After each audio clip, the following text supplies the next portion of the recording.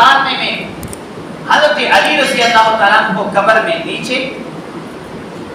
اور اوپر سے حضور صلی اللہ علیہ وسلم کے لاش مبارک دینے کے لیے حضرت عبد الرحمن ابن عوف اس کے ساتھ شامل ہوئے۔ یہ عبد الرحمن ابن عوف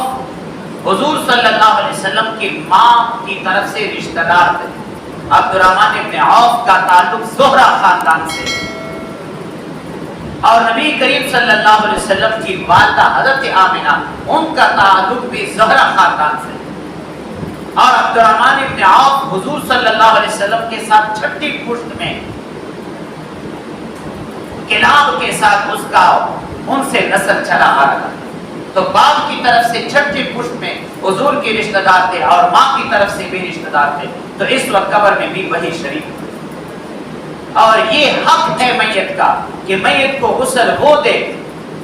جو ان کے رشتہ دار ہوتے ہیں۔ ہمارے ہاں رشتہ داروں کو غسل آتا ہی نہیں ہے،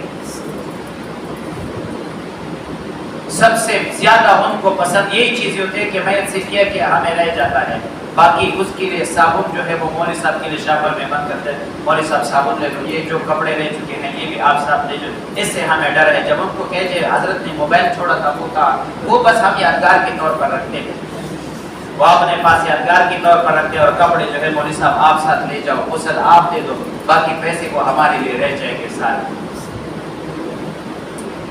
جو آدمی اپنے زندگی میں کر سکتا ہے وہی کرے، کبھی یہ توقع نہ رکھے کہ میرے مرنے کے بعد میرے بیٹے یا میرے رشتہ دار میرے پیچھے کوئی ایسے دعائیں پڑھیں گے۔ اگر آپ نے کسی کے پیچھے پڑھے تو آپ کے پیچھے بھی پڑھیں گے، اگر آپ نے کبھی نہیں پڑھے تو یہی سوچو کہ میرے پیچھے کوئی نہیں پڑھے گا۔ 3 دن آپ کو یاد کرتے رہیں گے کہ رسمن جو لوگ آتے جاتے ہیں، آپ اپنے لیے جیسے سوچتے ہو، جیسے آپ نے کیا ہے اسی طرح بے عینی ہی معاملہ آپ کے ساتھ ہوگا، یہ بات یاد رکھو۔ اب آپ کے لیے وقت ہے، جو کر سکتے ہو وہ کرو۔ لوگ آئیں گے آپ کے رشتہ دار، اور آپ کے رشتہ دار تیسرے میں خوب کھائیں گے آپ سے، جبکہ میت کے گھر سے کھانے کی اجازت نہیں ہے، پھر بھی آئیں گے اور آپ کے رشتہ دار تیسرے میں کھائیں گے، اور پھر تیسرے کے بعد ہر جمعرات کو کھائیں گے، اور پھر چہلم آپ کے منائیں گے، خوب کھائیں گے، اور پھر خوب چلے جائیں گے، اور آپ کو ایسے بھول جائیں گے وہ آپ کبھی دنیا میں آئے نہیں۔ تو حضرت عبد الرحمن ابن عوف بہت بڑے جلال القدر صحابی ہیں، حضور صلی اللہ علیہ وسلم نے ان کو اپنی زندگی میں بڑا محبوب رکھا تھا، ان کے لیے دعائیں کی۔ سب سے پہلے مہاجر جب ہجرت کی، عبد الرحمن ابن عوف کو سعد بن ربیع کے ساتھ بھائی بنایا۔ سعد بن ربیع یہ انصاری تھا، مدینہ کا رہنے والا، سب سے زیادہ مالدار تھے۔ فرمایا عبد الرحمن میرے 2 باغ ہیں، ایک آپ کا ہوا، میرے 2 بیوی ہے، دیکھ لو پسند کرو، جو بیوی آپ کو پسند ہو طلاق دیتا ہوں، اس کی مدت عدت گزر جائے، عدت کے بعد آپ اس کے ساتھ نکاح کرو۔ عبد الرحمن نے فرمایا جزاکم اللہ خیرا، اللہ آپ کو خوش رکھے، بس مجھے صرف اتنی سی جگہ دے دو کہ میں اس میں بارش سے محفوظ رہو، آپ کو آپ کا باغ اور آپ کی بیوی مبارک ہو، مجھے بازار کا راستہ بتاؤ، بازار کہاں؟